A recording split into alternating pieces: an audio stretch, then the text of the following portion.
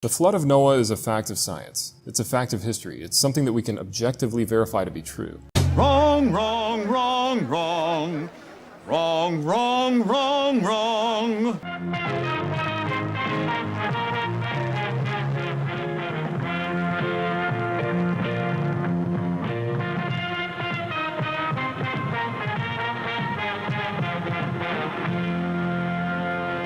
Hey everyone, JL here, and welcome back to Bridge the Divide, where I examine irrational beliefs, the irrational behaviors that follow, and how we, with education, rationality, and reason, can bridge the societal divides that they create. Since Chili DeCastro is currently preoccupied with running for his life down Hollywood Boulevard,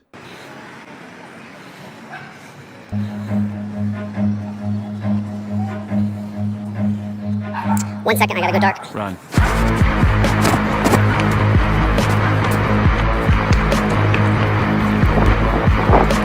I decided to take a break and dive back into my usual content, exposing grifters and charlatans for the con artists that they are. Which means once again, Matt Powell is back, and he's still running his mouth about things he possesses literally no understanding of. And while none of his rhetoric has changed, he has taken it upon himself to start making shorter videos. Ones where he asserts that he can debunk pretty much any scientific theory that challenges or debunks his belief system. I, for one, think this move actually works against him because it makes the abject lying that he consistently engages in that much easier to expose. And while some may have an issue with me implicitly calling Matt a liar, rebutting with the possibility that Matt's errors and misrepresentation are merely the result of his ignorance, I would contend that there exists such a deluge of response videos from content creators explaining exactly how and why he is so incredibly wrong that at this point Matt is, shall we say, without excuse, and is deliberately keeping up the lie so that he can continue grifting Hovind's followers. The flood of Noah is a fact of science. It's a fact of history. It's something that we can objectively verify to be true. 5 seconds in, and Matt is already off to a terrible start. First, scientifically speaking, there is a grand total of 0 evidence for the Noachian or biblical flood event. However, there does exist mountains of evidence to the contrary. From the fossilized coccoliths that help compose the White Cliffs of Dover, to the giant cross-bedding sand dunes of Zion National Park, to the erosion rates of Zoroaster granite on the floor of the Colorado River in the Grand Canyon. With globally distributed fossilized dinosaur nests, fluid dynamics, drying and evaporation events, fossilized pollen grains trapped in layers of sedimentary rock that could not be there if there was a global flood. The empirical evidence is insurmountable. And then there's the mathematical impossibilities, such as a flood event as depicted in the Bible would require an additional 4.5 billion cubic kilometers of water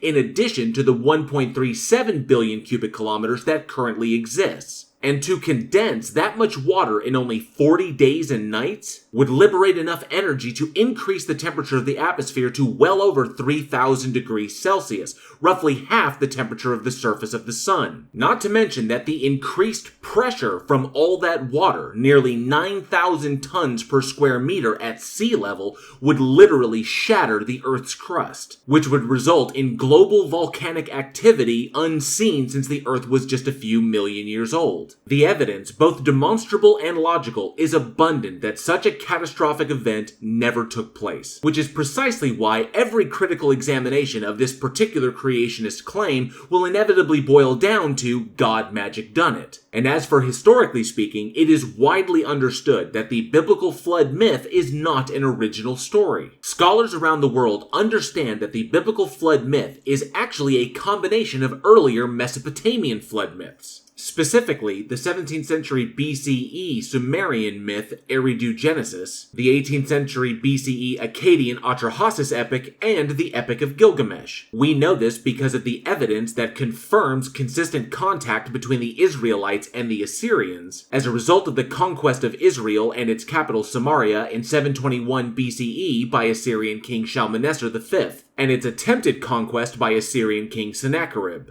The Mesopotamian stories were modified over time to conform to a monotheistic faith. which falls in line with the additional evidence that most of the stories in Israel's early history were adaptations and integrations of previously known myths into Israelite theology. And what's really wild is that some of the best evidence to support this are the direct contradictions contained within the actual Bible story. Genesis 6:19 states, "And of every living thing of all flesh you shall bring 2 of every kind into the ark, to keep them alive with you, they shall be male and female," which directly contradicts Genesis 7:2-3, "Take with you 7 pairs of all clean animals, the male and its mate, and a pair of the animals that are not clean, the male and its mate, and 7 pairs of the birds of the air also, male and female, to keep their kind alive on the face of all the earth." The integration of 2 different numbers of and designations between the animals is evidence of 2 originally separate flood accounts. Also, Genesis 7:17 states,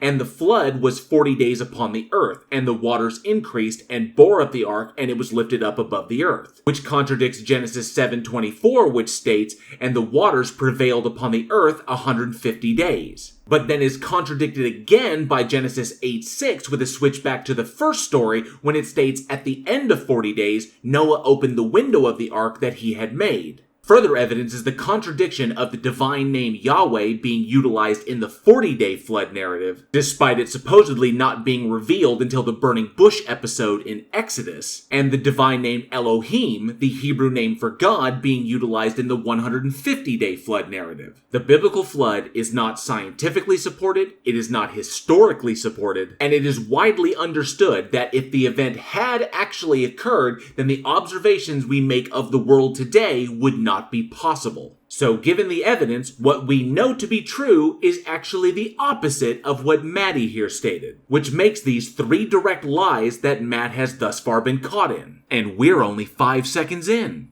And the reason that is because we find 10-mile thick pieces of cold rock that have been subducted down into Earth's hot molten mantle. I have to be honest, when I first heard this statement that Matt just made, I was super confused. But I did understand that what Matt was essentially referring to was plate tectonics, the unifying theory of geology. So after some investigation and a very illuminating chat with my favorite geoscientist, fellow beardsman PhD Tony, I realized why this statement Matt just made about cold rock subducting into the mantle was so confusing. And that was because it's a blatant lie, and it has absolutely nothing to do with the effects of surface flooding. What geoscientists are referring to as cold rock are incredibly massive slabs of rock that are subducted from the oceanic lithosphere into the mantle. These giant slabs are also incredibly dense and have tremendous surface area. Their temperatures typically hang around 0 to 3 degrees Celsius due to the enormous pressures generated by the dense, frigid ocean water above them. These conditions also make heat conduction from the mantle into the lithosphere an incredibly slow process. So what geoscientists mean by cold rock is just rock that's cooler than the surrounding mantle it's being pushed into. The edges that are pushed into the mantle can still reach temperatures of over 1,000 degrees Fahrenheit. They're just slightly cooler than the 2,000 degrees Fahrenheit of the mantle itself. So not only is Matt lying about what cold rock is, but the subduction of oceanic lithosphere into the mantle has absolutely nothing to do with the occurrence or effects of surface flooding.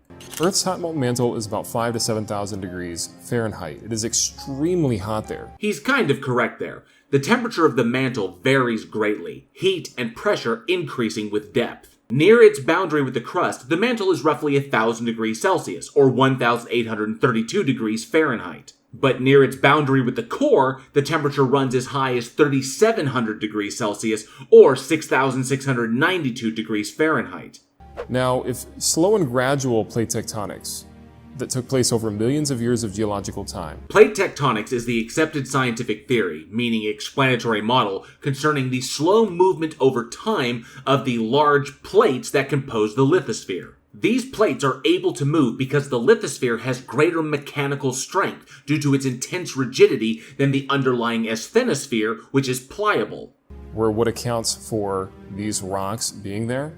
Then these rocks would have been cooked. They would have joined their neighboring temperatures, they would have melted. This is yet another lie. There are 7 major tectonic plates and numerous minor plates composing part of the Earth's lithosphere, and to put it mildly, they are enormous. The largest of these plates is the Pacific Plate, at over 39 million square miles. Tectonic plates are also incredibly thick, ranging upwards of 50 kilometers for oceanic plates and up to 200 kilometers for continental ones. Just below the lithosphere, which contains the upper mantle, is the lower mantle, or asthenosphere. The asthenosphere is composed of extremely viscous, ductile, semi-solid rock which behaves very much like a slowly creeping liquid. And because the lithosphere is less dense than the asthenosphere, it has buoyancy. So the lithosphere converges, diverges, and transforms along the asthenosphere's convection currents. Heat conduction from the asthenosphere through the lithosphere is also very slow due to the density of the rock that composes it and the incredibly low temperatures of the slabs themselves. And subduction, the process that allows for tectonic movement, results in the oceanic lithosphere dehydrating, which causes the water, volatiles, and other trapped material to boil and melt off into the asthenosphere, while the slab itself is hardened by the asthenosphere's heat and pressure, much like heat treating steel in a forge. This process also upwells material back into the frigid oceanic lithosphere via volcanic eruptions along the lengths of mid-ocean ridges. So no, Matt, you're wrong again. But to put this in really oversimplified terms, the asthenosphere's temperature is not intense enough to simply melt the lithospheric slabs that are riding on top of it. We wouldn't have been able to even detect them with tomography. But yet, we've been able to do seismic data scans and find 10-mile thick pieces of oceanic crust that have been subducted that are the same temperature as the surface crust that have not heated up yet. And this is yet another series of lies. First, Matt's assertion regarding the impossibility of tomographic imaging of the lithosphere is completely baseless. Second, and another outright deception, subducted lithosphere is nowhere near the same temperature as surface lithosphere. And third, both of those lies are predicated on the misrepresentation of the image that Matt was displaying to the audience. Now, at first glance, someone could interpret this to be a thermal image, blue for cold and green to red as the temperature increases. And they would be correct.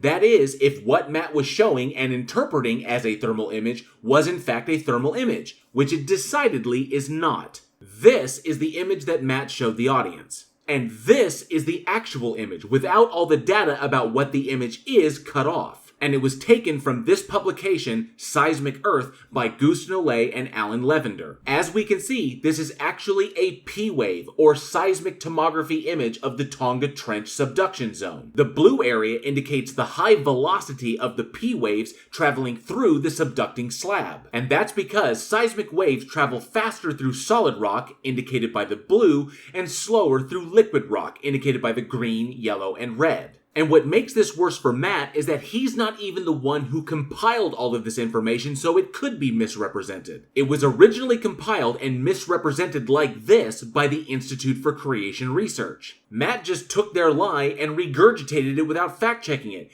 and he didn't even bother to give them credit as a citation. This means that these rocks were catastrophically broken up and catastrophically subducted in the recent past. Another baseless lie. We know unequivocally that these events take place over extremely long periods of time. And we know it because we can measure tectonic plate movement with geodesy, installing geodetic markers in the Earth and then tracking their slow and steady progress with GPS receivers. And we also know that subduction occurs very slowly, the average rate of convergence being about 2 to 8 centimeters or 1 to 3 inches per year. And very quickly, and this completely eviscerates the idea that slow and gradual movements in the Earth's crust are what created the geological formations that we see today. And this conclusion would obviously be a lie, predicated upon all the previous lies Matt told in order to get to it. Because if it were the case that millions and millions of years of supposed geological time were what caused rocks to get where they are today, which is precisely what the evidence tells us, and geological formations to form in the way that they did, these rocks would not even be able to be detected in any way whatsoever. Young or old, slow or fast, if the rocks exist, they can be detected. This last statement of Matt's was just plain old made-up gibberish. They would have been undetectable, they would have been cooked.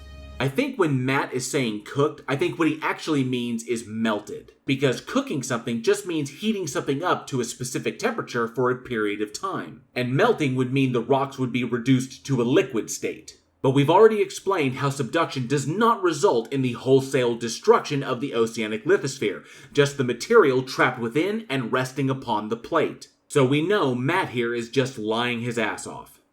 Now, we know that this took place in the recent past. Nope, we can measure it. It took place over the billions of years of the Earth's existence. Because they have not heated up yet. They have not melted, which means that they have not been there that long.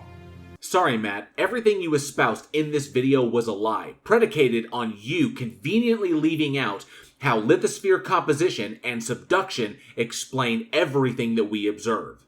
And how do we know it to be true, you may ask? Because when we use an explanatory model to make predictions based upon the data, and those predictions come true with incredible accuracy, they in turn verify the explanatory model. And not once do we ever have to rely on the precocious magic of a temperamental sky daddy. From this point forward, Matt spends the next 30 seconds posing an impossible hypothetical, and then he reasserts everything that he said at the beginning, nonsense gibberish. But here near the end, I'd like to point out one more amazing thing that I found in my investigation that brings this entire video full circle. Most of the bullshit Matt asserted here was taken directly from an erroneous article published by the Institute for Creation Research back in 2018. And the Institute for Creation Research, which holds to young Earth creationism, wrote that article by misrepresenting the information in this article written by geologist Dr. Michael Weissession of Washington University back in 1996. An article which utilizes in its hypothesis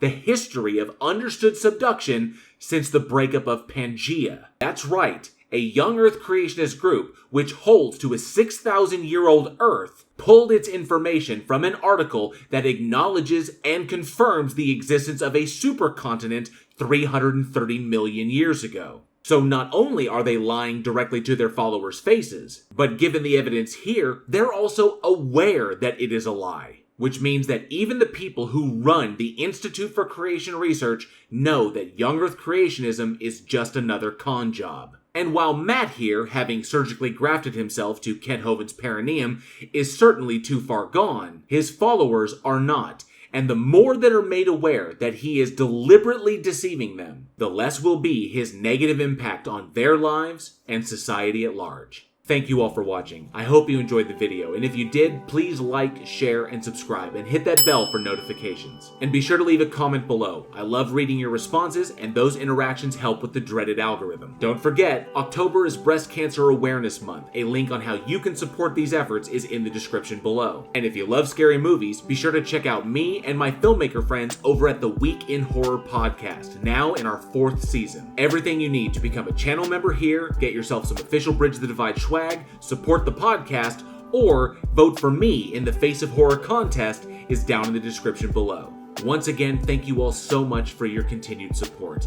And as always, be safe, be excellent to each other, and together, we can bridge the divide.